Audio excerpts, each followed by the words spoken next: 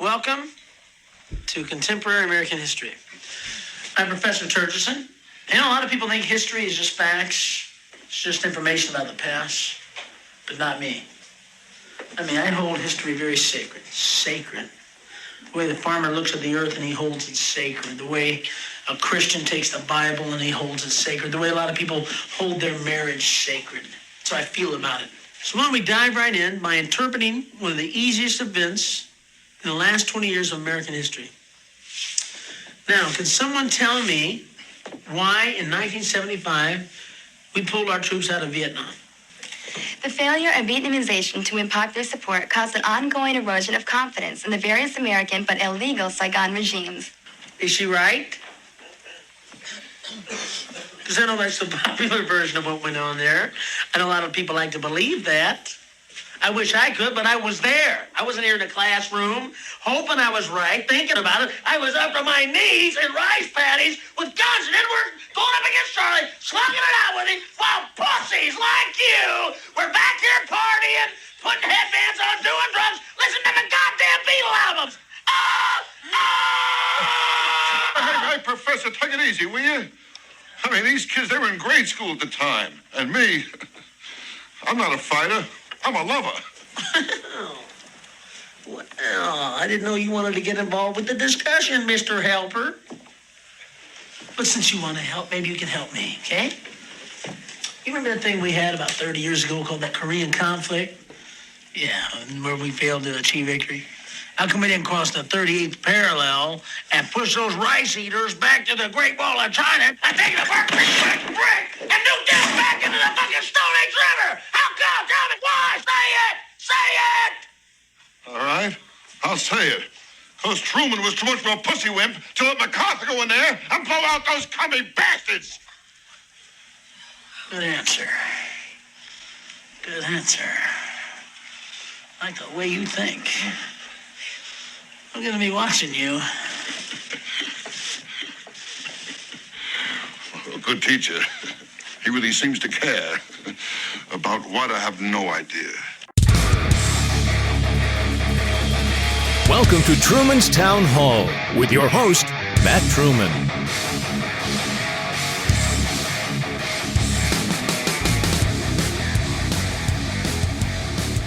Hello. This is Matt Truman. Thank you for downloading this episode. Thank you for sharing with a friend. Do you think this is a game? Life? Do you think life is a game and that you can just play with it as you will? Interesting. There's a lot of serious points to life. There's a lot of funny points in life, and doggone it, I have a sense of humor. But what I don't play with is the truth. We play a lot of different games in life. But the truth is the truth. It's not opinion like some would want you to believe. It's not an assumption on truth. There's truth, there's fact. There is opinion. But there's truth and there's fact. Today on Truman's Town Hall, we could talk about Trump being raided at Mar-a-Lago by the FBI. Hi, FBI. How are you? Hope you're doing well. We could talk about that.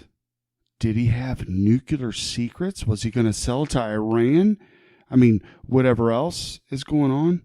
Folks, if you've listened to this podcast, Matty is not the greatest Trump fan. I like some things he's done. I'm a Republican, libertarian, independent. I don't know what I am. But I'll tell you this. We're not going to talk much about Trump today. Maybe we will. I don't know. I don't know what we're going to do. I'm just starting this podcast. But the first thing that comes to my mind is truth. Have I come on here in this podcast and purposely lied to you? No, I have not. Have I went out in public and purposely lied to you? No, I have not. but some would like you to believe that. Ladies and gentlemen, today on Truman's Town Hall, we're going to talk about politicians. Smelly, stinky, dirty, rat-infested politicians. They'll tell you something. They'll make you believe it. They're the greatest salespeople on earth as a politician, but in the real world, ooh, they suck. They do suck. But as a politician, they're successful, they're delightful. Let's just go to it. Folks, we're going to talk a little bit about my hometown, Huber Heights, then we're going to move on to some other topics. Okay, next up we have Mr. Matthew Truman, if you please come to the podium.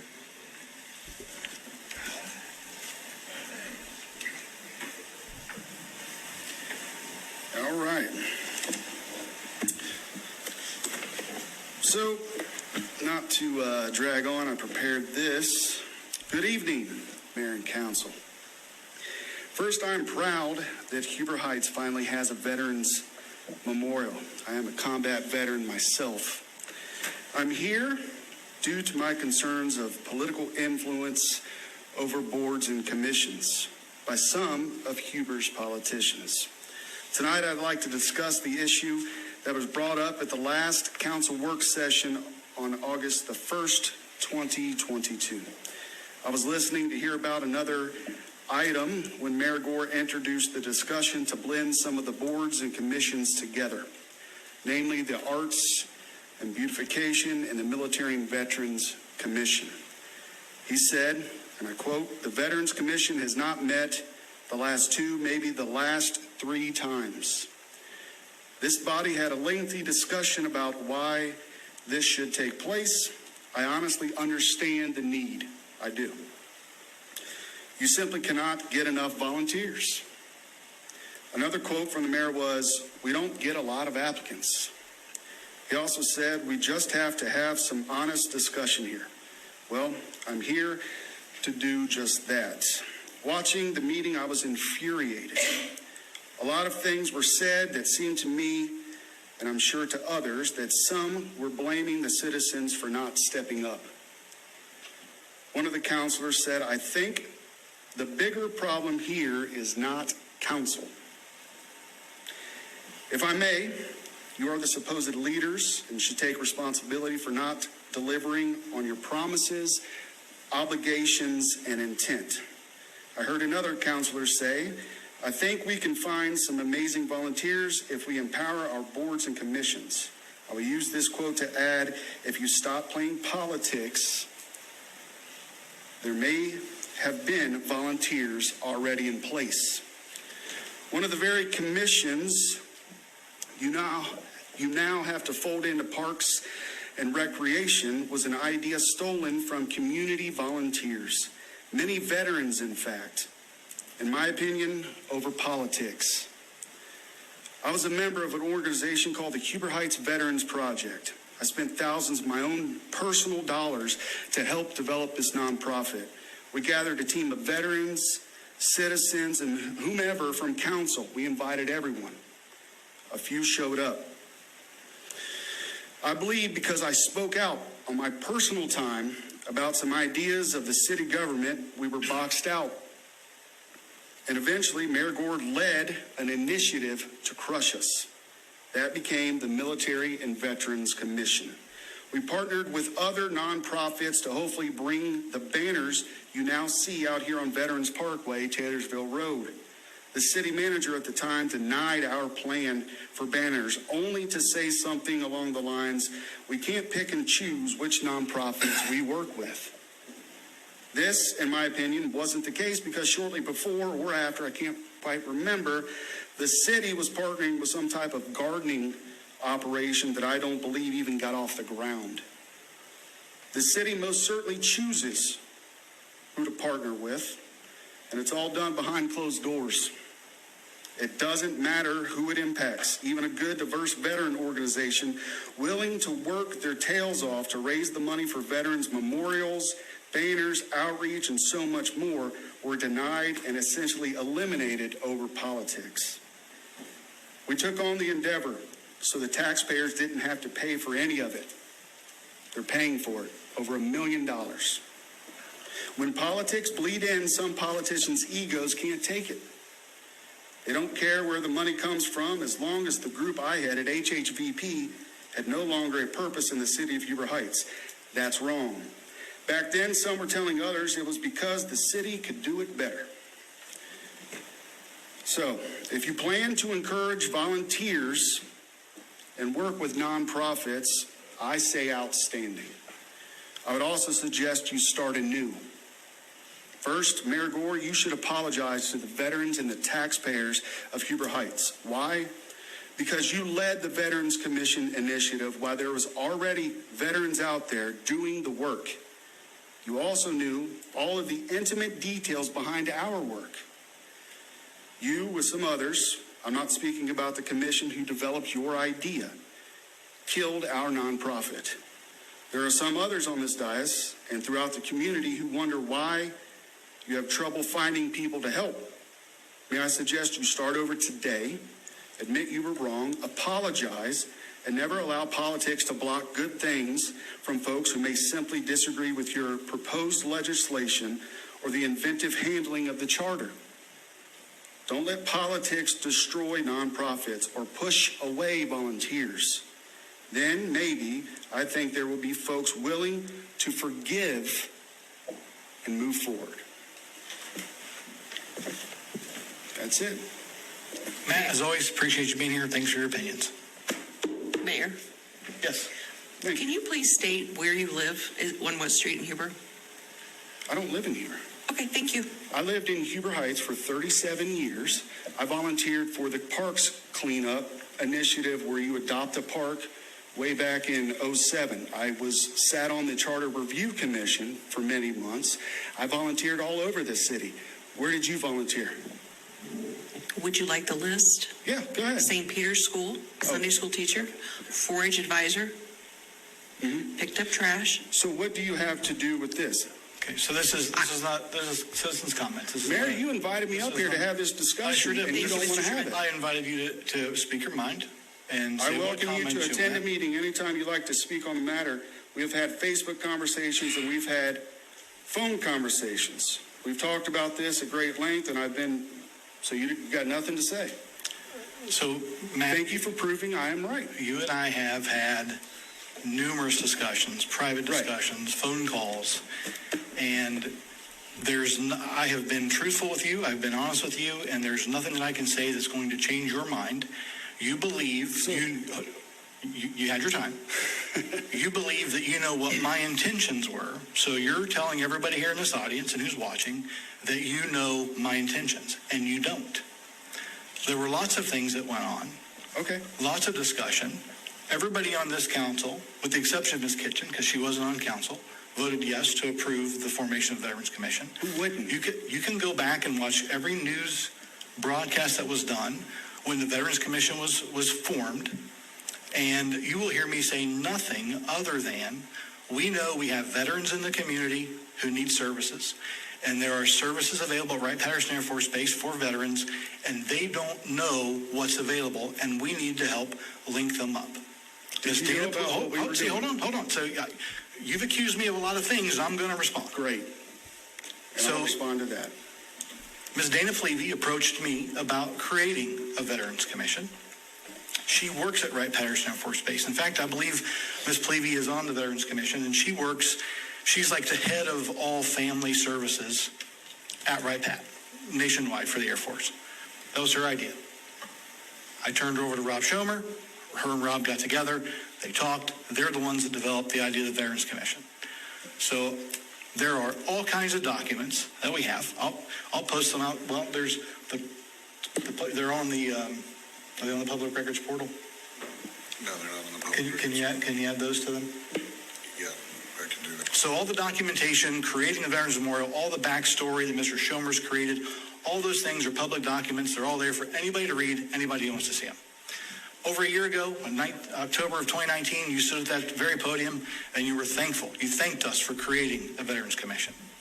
So I'm not sure where all this comes from and why you're still so angry We have $1 million Veterans Memorial that is one of the best memorials That's not what I'm talking about. anywhere in the region. Okay, so everything else that you're saying is just conjecture and your opinion of something that I've done, and that means you have to know where my heart was at and what my intentions were, and you just don't. You just don't. So as long as you acknowledge that everything you've said is your opinion, well then, I have my opinion, but I also have all the documentation, all the records, and there's videos, and there's meeting minutes. There's everything that can go back and show exactly how everything was formed. So let's talk about the banners. Hold on. Time out. Let me ask you a question Matt, real quick. Matt, I gave you your time. Okay. The banner program. Mr. Schomer had a meeting with Keegan Miller regarding the banners. And the cost to lease the poles, the leasing and the fee agreements to lease the poles. So, Brian, we charge, what, $165 for someone to buy a banner? Is that the cost? Yes, sir. $165 Yes, sir, that is for a correct. banner. The cost, if the city didn't do it, if we wanted to get the banners up, there were all kinds of lease agreements and fees that went to all the poles because the city doesn't own those. There's DP&L, they own those. Miami Valley Lighting, who manages those. So there are fees. All the costs incurred from city employees, time, hours, labor, manpower, to hang all those. The cost of those banners would be well over $350 for the ones that we put up. So we do it for $165, and that was a decision that Rob had made with Mr. Miller about the banners, because we could do it less, because DP&L would not give free leases for any other outside program or a nonprofit to put things on their poles that they owned. So the decision was made, as far as my understanding goes. I wasn't privy to that meeting, but I know what I was told, that people probably wouldn't spend $350 for a banner, and they would probably spend more than that, or have to spend more than that, in order for that nonprofit to actually make a profit. So they could then donate whatever money or help with the Veterans Memorial or whatever else that it was. So you don't know the plan. So you're that just program- regurgitating what you were told, right? Well, at that time, Okay. the city manager, I listened to what he said and what that conversation was. And you had to let him go We've had over that, the memorial. We've had that conversation. We've had that conversation in the past. Mr. Miller's name was brought up. We had that discussion, and there was nobody. He didn't come back Did the to city refute. manager lie to you about the memorial granite? I think he said some things that weren't true. Yes. Oh, okay. So maybe, perhaps, I'm not saying he did or he didn't, perhaps he lied about other things as well. Well, he could have, but I didn't give him an inquisition over So it. I know what he told me. I know how it played out, and nobody had any complaints or problems with it other than you. But You I said told you had nothing to that's do how that happened. with starting the commission. Is that what you said? That's what you're telling everyone here? Ms. Plevy approached me, so Okay. whatever I've said on video or how that was going to work, I can go back again to the newscast. The purpose Well, of I have documents too, Okay. Mayor. This is a text message from you. May I read it? Sure. Oh, great. But it was your committee talking to me that started it. I know you took issue with my post about it because you were posting right before the election and trying to get people to see, hey, I did this. I know you took issue with my post about it, but I did lead the initiative to start the commission. And what I said was, and now we're going to see what I believe to be the best memorial in the region. I repeat, I did lead the initiative to start the commission. You led it.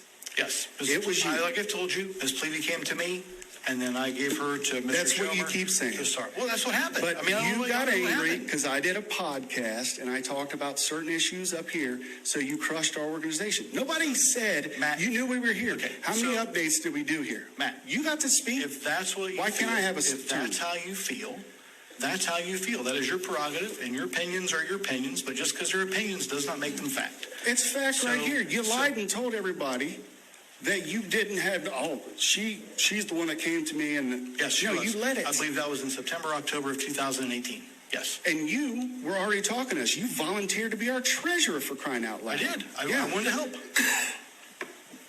Right. And when you got denied is when you started to change things up a little bit. When you became mayor is when you crushed our organization for your own benefit. If that's how you feel, That's how I feel, and a lot of other people feel the same way. well, but that's just not what happened. Okay. Have a good one, Matt. That's exactly how it happened. Thanks for being here. Glenn?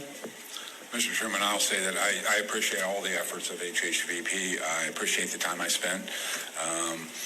I have no concerns about the money I spent. I thought it was all for good purpose. To conjecture it happens all the time. Don't take that wrong.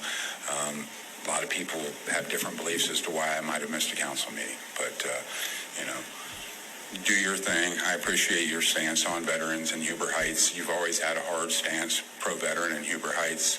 As a veteran, I really appreciate that. I appreciate that too. And the reason I'm here and the reason I came I was proud because I was told by the mayor that this commission is not just going to be about building a memorial. We're going to be helping everybody. We're going to be doing other initiatives and taking care of things because that's what we were going to do. But now you got to fold it in because your initiative didn't work. And you watched it not work. And now there's veterans that could get help from the city because you took it over and they won't. And that sucks and it's wrong. Like I said, I appreciate your pain. Oh. Well, there it was. It's like 15 minutes of nothing, essentially. To make a long story short, the reason I play that is because the mayor from his blue check-marked Facebook page posted a comment on Truman's Town Hall podcast. It read, "I welcome you to attend a council meeting anytime you like to speak on the matter. We've had Facebook conversations and we've had phone conversations. We've talked about this at great length, and I've been nothing but honest with you about all of this. I can't make you believe the truth because you're hell-bent on making up your own facts. But I look forward to speaking with you at a council meeting so it's all on the record in a public meeting. I hope to see you there soon." I went there soon. I went to the next council meeting, in fact. I don't back down to coward politicians. What do coward politicians do when they're confronted? They shut you down, especially when they are the chair of the meeting. What happened in there? I came up. I delivered something I wrote, so I didn't bloviate because you only get 5 minutes. So I had to make sure I wrote everything down. I timed it to make sure I had 5 minutes there. And then I allowed Mr. Mayor Gore to speak. And what was his first comment? What did he say? I mean, you can go over to Truman's Town Hall. It's right there unless he deletes it.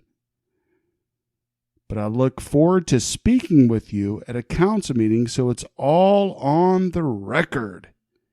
It's not all on the record because he didn't want to have that discussion because I'm right. And he knows I'm right. Hopefully he's listening to this. Hopefully someone, of course one of his friends is listening to this. I don't shy away. I'll come to a council meeting. We can do it live on Brick City Town Hall. We can do it live on wherever, as long as the public gets to see the conversation. Because guess what? I know the truth. The story's been the same with me throughout this entire situation. And what happens? I'll just shut up. Right. You don't call somebody out and then just run away like a coward. Folks, you got to hold your politicians accountable. You have to. If you don't, guess what? They'll run over you. I'm not afraid. What else are they going to do? The entire city. They got everything. They got money. They got lawyers. They got everything. Except voters. They only got like 4,000 of them. So they can do whatever they want unless you stand up to these silly politicians. If you don't stand up to these silly politicians, they do whatever they want. What have I been talking about on this podcast from day one? Stand up to your politicians. Hold them accountable. Maintain the truth. Everything I talk about, look, I didn't name names. I didn't talk about anybody. I went up there by myself and directed all of my, he could have said anything he wanted.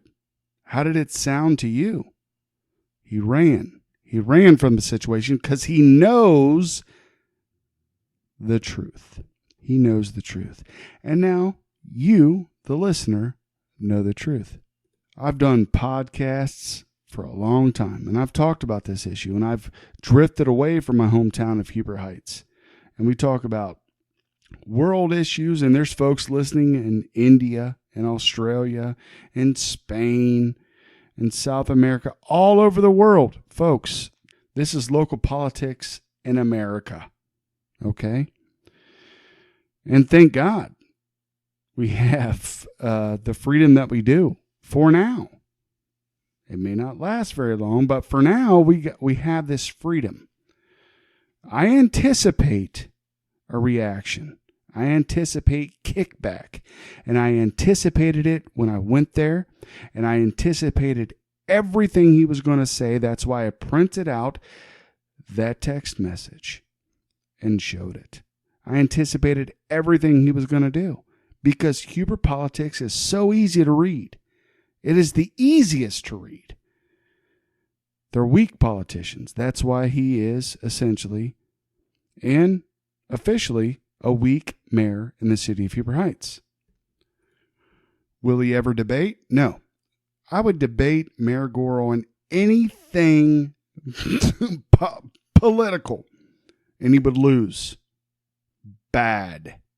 Lose. Big league. Call me out again. Call me out again. I'll show up. I'm not afraid. I do have to say this, however. Being angry and all, right? I am angry because, somebody calls you out and then you go there to have a conversation and they just wimp out like that. That's whatever. That's politics. It's politicians. But somebody that really isn't a politician or somebody that stands true to their word was Glenn Otto. That dude is solid. I ran against Glenn Otto. Lost huge. Lost big league. Right? But when we started to figure out how the Huber Heights Veterans Project was going to work, he was there. Like weeks after. He could have said, you know what? I whooped this guy's butt in an election and he can just do whatever he wants. And I'll just go on down the road and you know what? I'm the politician now. But he didn't. He showed up to a pizza joint in Huber Heights and said, you know what? I'll join you. That guy earned my respect when he walked through that door. He didn't care that I ran against him. He won. He wanted to be a part of the community. It's sad. It's sad that he's not mayor in Huber Heights right now because I think you guys in Huber Heights would be better off if you had somebody that had some integrity. And I believe that Glenn Otto has a lot of integrity. He not only stood up with us the first time we had a meeting, he donated money. He was ready to work and put his name on things and put his work where his mouth was. This mayor, he was all mouth. He would tell you, oh, I got this big person to donate money and this and that, and we can do all that. But then in silent and in the back room, he had something else planned. Because he's all politician. Politicized. I think you can go back on, what is it? The internet has some type of a back room. I don't know. Listen, I've been sent the old documents. I've been sent the old screenshots of @politicized, and I never put them out. I hold it all. But I don't. I stuck to the issues. I didn't bring anybody up. I didn't bring out @politicized and some of the controversial things that would come out on that. No, I stuck to the issue. Mayor Gore does not want this fight. He does not want this fight because he would lose. Big league, as Trump would say, while he's stuffing away nuclear documents. Anyway, but if he's listening, or his friends are listening and they want to talk to him about this podcast, anytime, anywhere, we can debate. We can debate this issue. We can debate any issue you want to, and you will lose. Big league.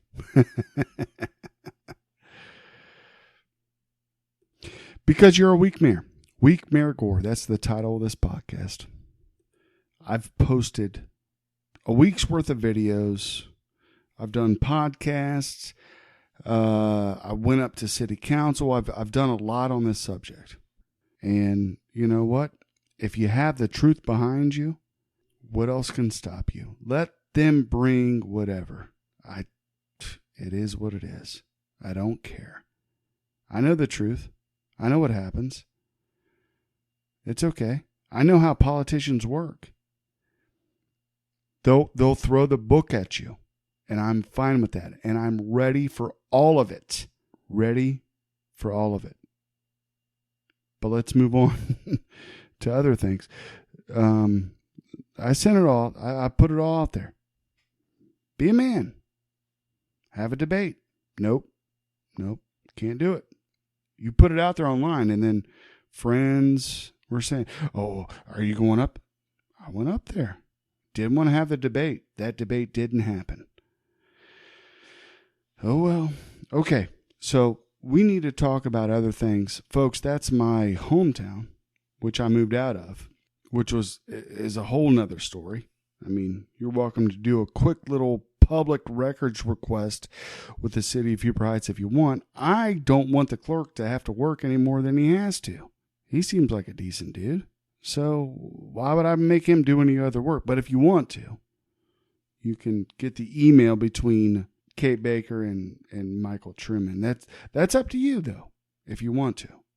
I mean, you don't live in Huber Heights? No, I checked the doggone box that said non-resident. Anyway, my handwriting is horrible just because I was fired up and I went there. Anyway, we got to talk about some other things on Truman's Town Hall, right? There's other folks listening. That's the hometown BS. Stand up to the politicians. They're your servants. They are your servants. They're not over you. You are over them. It's we the people, not we the politicians. Here's something else. By officiating the unproven theory that petroleum oil is a non-renewable fossil fuel, the oil companies were able to adjust the price accordingly, all the way into the peak oil scare that foretold the calamity of the world soon running out of oil, which further benefited the industry's oil pricing schemes. The wells never did go dry, and the ones once emptied filled back up. So the science we have today favors the abiotic theory over the fossil fuel theory, which is that oil is a natural, renewable component of our ecosystem. And we see this in our oceans, underwater methane lakes deep beneath the surface, with their own unique, thriving ecosystems. And so the story changed from the world will soon run out of oil to the world will most certainly end if we don't stop using oil. And because nobody seems to know what science is anymore, and most people just do as they're told, the world is about to end for millions of people, and probably more, because our civilization is built upon fossil fuels, and the powers that be are turning them off. Winter is coming, and Germany is set to be very cold. Angela Merkel saved her political career by appeasing the anti-nuclear movement and shutting down Germany's nuclear power. Out of 17 plants, they have already shut down 11 and are still in the process of shutting down the rest, removing 25% of their power without anything to replace it, because their Green Deal turned out to be a failure. After all the hype, Germany's dependence on fossil fuel is at 76%. So they are temporarily switching back to coal and oil. But that's a real problem because they've neglected their own fuel industry and become dependent upon Russia's. And the German government would rather have the country freeze to death than buy fuel from Russia. The German economy is based on highly innovative production, which requires a great deal of energy that they no longer produce. And so running out of fuel will quickly collapse the German economy, which will cause a tsunami of economic destruction throughout the EU and the world. And the German government is letting it happen. They could leave some nuclear plants online, but they still plan on shutting it all down by the end of this year to stay green. Some anti-carbon environmentalists are saying that nuclear power is the greenest option. And maybe that's true, but none of their schemes add up. So far, the green agenda has only successfully accomplished making people feel good about themselves while they destroy their own society. The EU and Britain are actually reverting back to burning wood as fuel and claim that it is carbon neutral, which is a lie. Societies have steadily evolved towards a cleaner, more efficient energy, starting from wood, the least clean and efficient, and moving to coal, followed by oil and gas. And now, nearly 40% of Europe's renewable energy is wood, which mostly comes from clear-cutting forests in the United States. This new Green Deal is a complete lie. It's just another part of the creepy elite's Great Reset.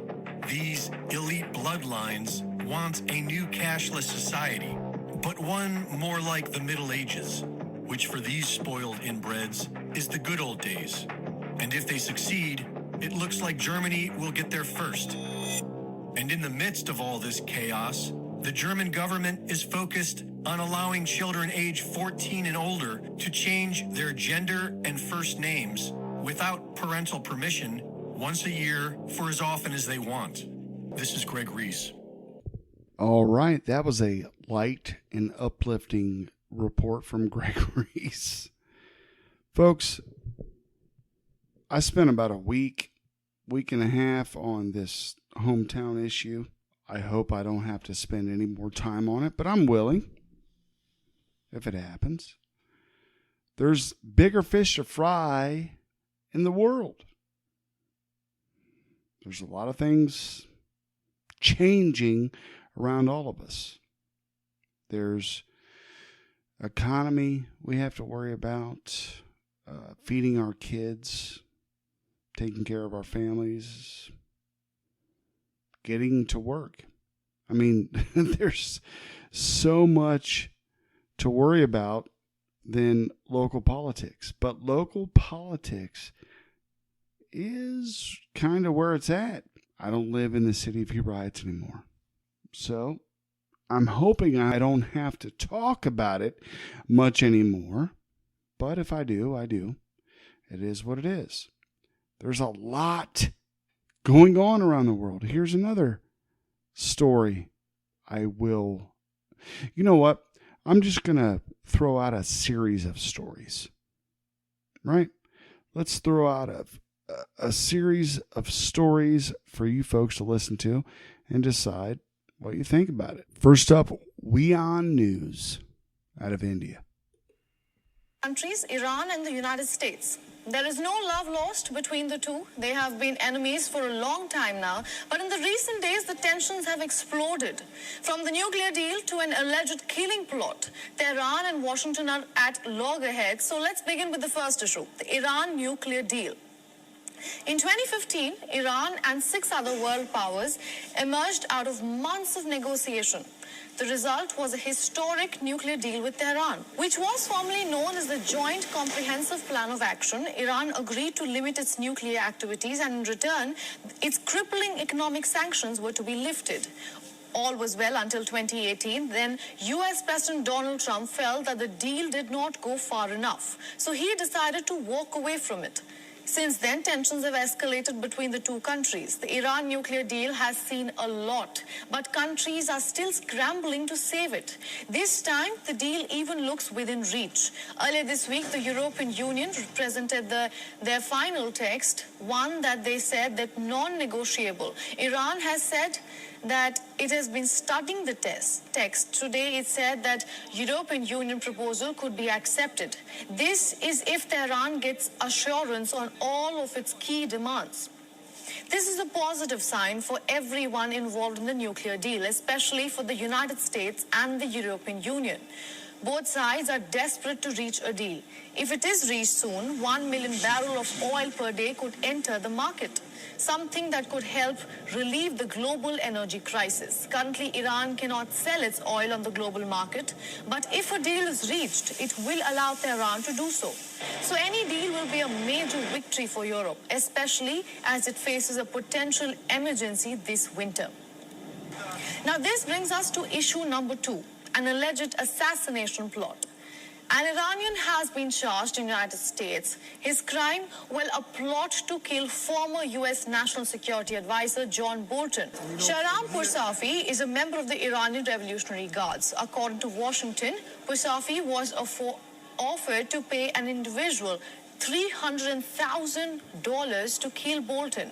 This was likely in retaliation to Soleimani's assassination 2020. Poursafi also mentioned the possibility of a second target. He said that his target could earn the assassination at least $1 million. U.S. officials have not said who the second target was, but according to reports, it was former Secretary of State Mike Pompeo. The Justice Department says that Poursafi remained at large. The IRGC member is believed to be in Iran. Both Bolton and Pompeo have been fierce critics of Tehran, so it isn't surprising that they were on the hit list. But Tehran has denied all assassination claims. This, as they have called it, as fiction. It also warned the U.S. against any action that targets Iranian citizens. But a nuclear deal and an assassination plot are not all. The tensions between the two have been reached at a very high stage. Russia launched an Iranian satellite into orbit from southern Kazakhstan. The Qaem is a Russian-built Canopus V Earth observation satellite, what many are calling a spy satellite. Iran says it wants to use the satellite for non-military purposes, but the West thinks it could be used by Moscow to assist its intelligence operations in Ukraine. The claims have, however, been rejected by the Iranian Space Agency. It says that it has exclusive control over the satellite from day one. So we have big things to talk about, but first I have to say something. It's somewhat personal, but also national news. A friend of mine, dear friend of mine, good friend of this show, got stabbed today, Salman Rushdie. I'm sure people have seen this news. He was stabbed by someone named Hadi Matar. We don't know the motivation yet, but Sal did have some enemies in the past, as I recall. So I'm guessing Hadi is not Amish. Sal was in Chautauqua. He was giving a lecture, how about this for irony, about how the U.S. is a safe haven for exiled writers and other artists under threat of persecution. And making that speech itself is unthinkable in most Muslim countries. Salman Rushdie living in most Muslim countries without getting stabbed every day is unthinkable. So don't come at me with Islamophobic. Phobic means fear, right? Well, Sal had a good reason to be fearful. And when you say phobic, it's just a way to shut off debate. You know, they use transphobic, Islamophobic, and we should have a debate about this. Sorry, but, you know, these things don't go away. Islam is still a much more fundamentalist religion than any of the other religions in the world. And that means they take what's in the holy book seriously. And that has been dangerous for a long time. It's still dangerous. This was 1989 when he was first threatened. You know, they say we have a long memory. We just got Ayman al-Zawahiri. We were bragging about, well, you can't get away from. They have a long memory too. So what are your thoughts on that? Well, I want to just draw your attention To a quote from Salman Rushdie, the defense of free speech begins at the point when people say something you can't stand. You often have to defend people you find outrageous, unpleasant, and disgusting. And that's the point I think that people have forgotten in this debate about free speech, which is it's not about the right of people you agree with to say what they like, and then you're not along. It's about your ability to listen to people whose opinions you might staunchly disagree with. You might hate their opinions. You might hate them. But you should be able to tolerate their right to have a different opinion. I'm Sean Duffy in for Laura Ingraham, and this is the Ingraham Angle from New York City tonight. Take everything. That's what Attorney General Merrick Garland signed off on when he personally approved the search warrant to raid Trump's Mar-a-Lago home last week. Now, the warrant was finally unsealed today, and it actually created a lot more questions for us. For example, what did the agents need to take everything under the sun? Why was that? Everything? They need to take everything? Attachment B of the warrant lists property to be seized and notes agents can take any government or presidential record created between January 20th, 2017 and January 20th, 21. That covers his entire presidency. And if this raid was so urgent, because the left claims our national security could have been at risk after all, then why didn't it take days for them to actually execute the warrant? The judge signed off on the warrant on August 5th, but the raid didn't happen until August 8th. Do FBI agents actually not work on weekends? And what's more is that Trump would have had these documents for more than 560 days since he left the White House. 560 days. If this is so serious, really, what took them so long? So far as the actual documents, we have a list now, albeit it's not a very good list, of what was taken. Here's what could have been a threat to our national security. The grant of clemency for Roger Stone, a leather-bound box of documents, and 2 binders of photos. There were boxes the agents designated as top secret documents that Trump has since said were declassified. But we still don't know what the agents were really looking for. The Washington Post reports the raid was related to nuclear documents, but even Politico doesn't buy that, writing, "We've seen enough Trump scandals in the last 7 years to know that sometimes potentially explosive allegations from anonymous sources fail to detonate." You wouldn't say, huh? Well, I could have told you that. Any American could have told you that. The warrant reveals the DOJ is investigating Trump over 3 different laws: concealment, removal, or mutilation of records, destruction, alteration, or falsification of records in federal investigations, and the Espionage Act. What? That's it? That's the whole question? What? This is absurd on every single level. There's one more question I have that disgraced Deputy Director Andrew McCabe may have actually answered for us, and that is, what's the end goal here? They'll be going through all of this material very closely to figure out whether or not there is actually evidence in here that supports any of the charges. And I should say, Wolf, any other charges. So the investigation is not limited to the 3 statutes they've cited on the search warrant. We're in the InfoWars paradigm of understanding current events, politics, more so than ever before. And it was the raid of Mar-a-Lago, really, that pushed the Overton window that far.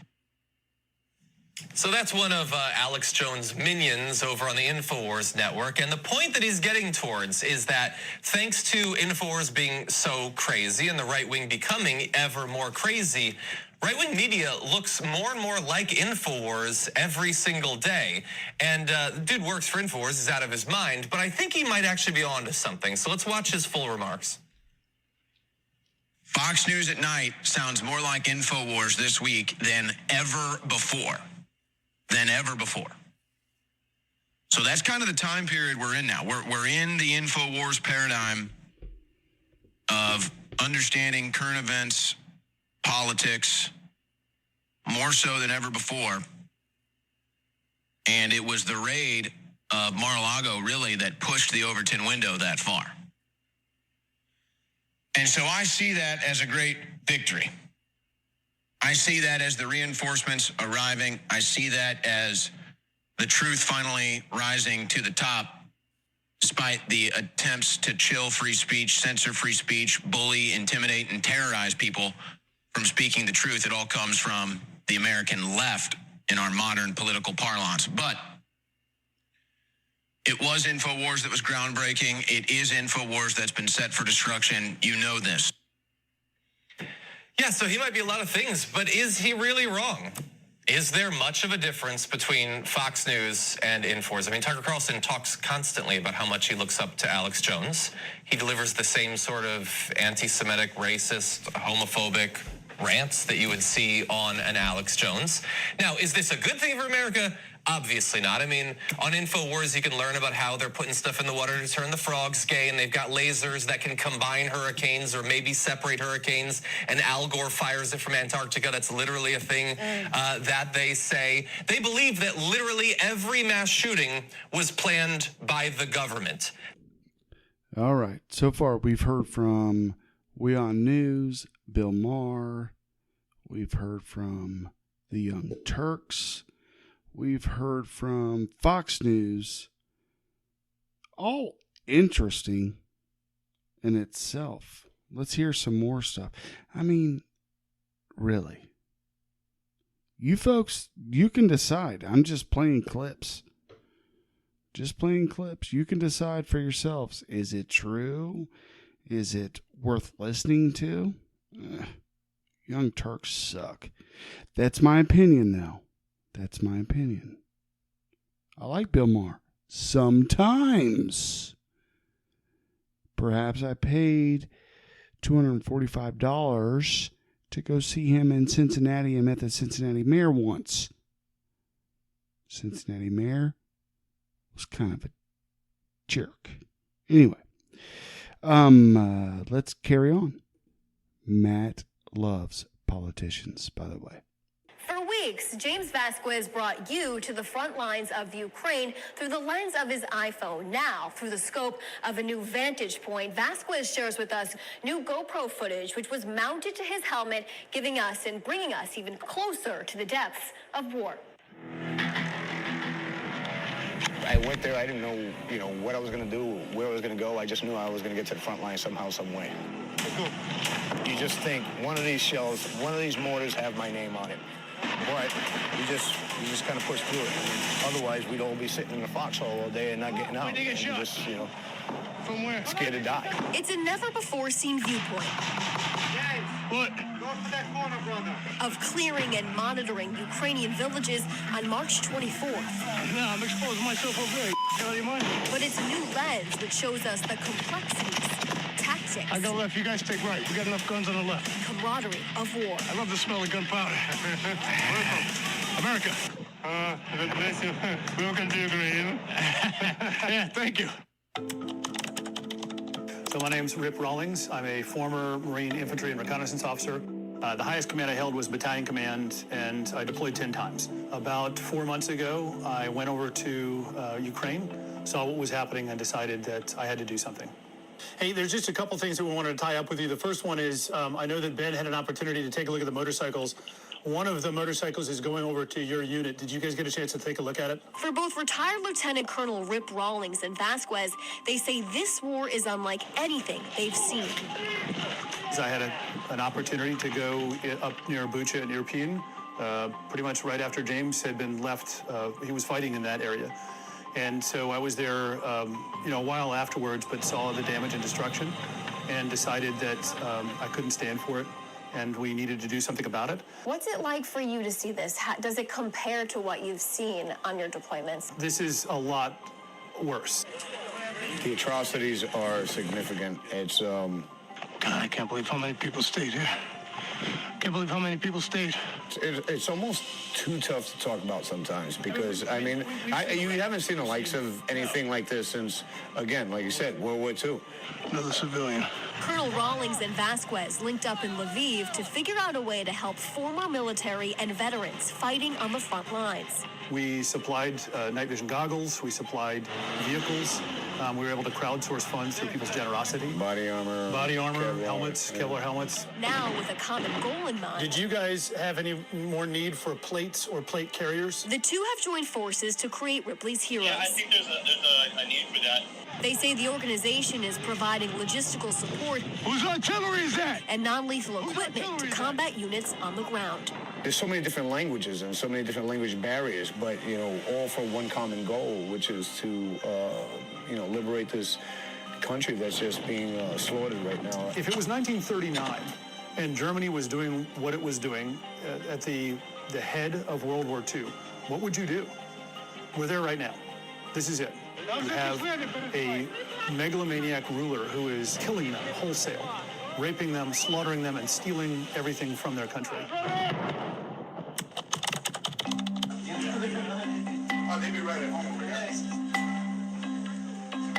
The fight Colonel Rawlings and Vasquez have seen is now at the doorstep of Congress.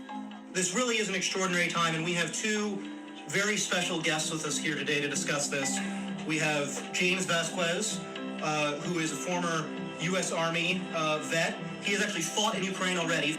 And we have Lieutenant Colonel Rick Rawlings, who's a former U.S. Marine Corps and has been heading up logistical support. The pair has been invited to speak at the Congressional Helsinki Commission.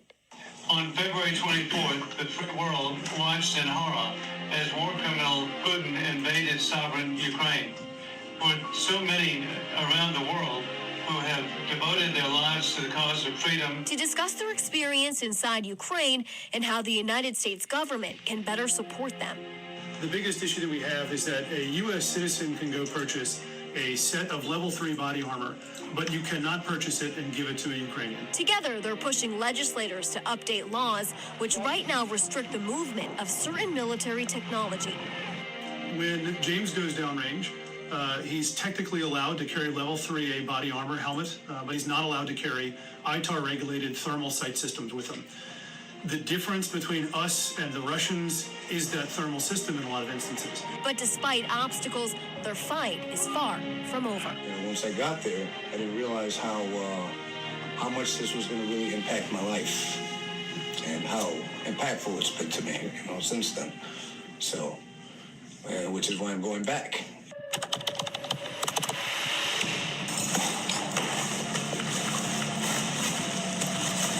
It's the final pack-up for Vasquez.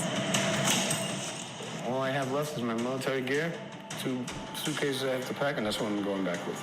His home is empty. Helmet is packed. Now that you're leaving, what's the final message, the last message that you have for people who have been following your story that we've put out there that you want them to remember, that you want them to know? Just don't forget, just make sure that this story doesn't fall to the wayside. These people that are getting slaughtered, these people are getting killed. Section 2 free. Let's go. Everybody, gets pretty complacent. And when they're home, they're sitting on the couch and start watching Family Guy and forgetting about what's going on. I just want people to remember that this is not going away. Right now, we're clearing a village. This is the return. At the same time, attacking a Russian checkpoint. Clear the right, I'm gonna stay on the left. Back on the ground in a fragile, uncertain war. Tell him to keep his eye on the right. I'm on top. The seeds of democracy are fragile. Where people from all countries are coming together in the fight for democracy. Think of yourself in 10 years and ask yourself today, are you going to be proud of what you did to stop Russia's aggression? Shosh Bedrosian, News 12. Okay, that's one perspective, and we'll end with this and sign off on this edition of Truman's Town Hall. Hope you all have a good week. Hope you have a great week. Take care. Thanks for listening. Thanks for downloading. Share with a friend. Thank you. I've talked about some of this. If I'm a company commander and I'm in charge of training Afghan forces, I want to do a good job. And when I report to my battalion commander, and I'm working with these guys for a month, and, he says, how are those guys? And I say, well, they got some work to do. they're not that great. They're deficient here. They're deficient there. They're not good at this. And my battalion commander says, okay, well, get them squared away. The next month, what do I say? I'm going to tend to say, yeah, well, we're making some improvements. We're doing a little bit better. We've got them issued better gear. We got the supply issues taken care of that we were worried about. We did a live fire training operation. And so you end up, just by virtue of having a positive attitude, which Americans certainly have, we end up painting a better picture than what is actually happening. I saw this. I try to think if I did this. I believe I did. I believe that I did in training Iraqi forces. Would sometimes say, I would put some lipstick on the situation a little bit. Again, trying to have a positive attitude, trying to look at the brightest side of what was happening, and there was times in Iraq where the Iraqis would take over a position and the insurgents would immediately attack it and crush them. And so we got put in check a few times. I would almost say luckily, because what that caused us to do was to be very honest about the capabilities of the people we were working with. So there is actual times where the Iraqis would take over, let's say, a checkpoint. We'd say, yep, they're good to go. And this is when I say we, I mean coalition forces in general. The Americans that are there said, yes, we've been working with these Iraqis. They can handle this checkpoint. We'd step away from the checkpoint. And this happened almost immediately upon my arrival. This checkpoint got taken over by the Iraqis, and the insurgents attacked it a day later or 2 days later. They killed the American advisor that was there. Actually, 2 American advisors that were there overran. It was total disaster. And that happened when I first showed up. So it really put us in check in terms of, okay, we need to be very cautious about what we report up the chain of command and when they're actually ready. But at the same time, my guess is, and even when we left Iraq, I was very worried. I was very worried when America left Iraq, when coalition forces left Iraq. I thought to myself, they're not ready yet. And there's a obvious similar theme here. So almost I never fought in Iraq, in Afghanistan, but everyone that I know that worked on the ground with the Afghan forces were all not surprised. Hey, they weren't ready yet. They just weren't ready yet. And it's a huge, it's almost like when you have these elements, the U.S. support is really like the long pole in the tent. And all the other tent poles and the canvas that goes over the tent and the stakes that go on the ground, all those things are really, really important. And you can build those up and you can make them really good, and they can provide you shelter from the rain and shelter from the wind. But if you pull out that one long pole in the middle, it has a huge negative impact. And that's sort of, again, in hindsight, as I look at it, that's one of the things I think happened. Yeah, I think there were just multiple things. I think even right down to the number of ghost soldiers. So on paper, there might be 300,000 Afghan soldiers when in reality there's a quarter of that, because commanders were taking money of people that never existed, or they were dead, or there was no accountability. I can go into corruption for days in how that really destroyed Afghanistan. And so to drill into that corruption that you just talked, let me see if I got this little piece of it right. Right. I'm a commander. I'm an Afghan commander. If I say I have 500 soldiers, I get X amount of money. Yep. So guess how many I have? 700. And 2 of your guys die, you're not going to report that, because you still want to keep getting their money, to the point where they would take the bank cards of the dead soldiers and go to the bank and get their paychecks every week or every month. It's the level, and we can get into this, but I've never seen a more corrupt place on every possible level. And yet, and when I say we, I say the United States, we turned a blind eye to that for really 20 years. Instead of going to the root and fixing it, we let it fester and create this entire industry of corruption, which is what the Taliban was not only able to capitalize on, but they came in saying, well, we're not going to be corrupt. And people that don't even like the Talibans were so fed up with that corruption that they were going to support that, even if they didn't support the ideology. picked up trash, picked up trash, picked up trash, picked up trash, picked up trash, picked up trash,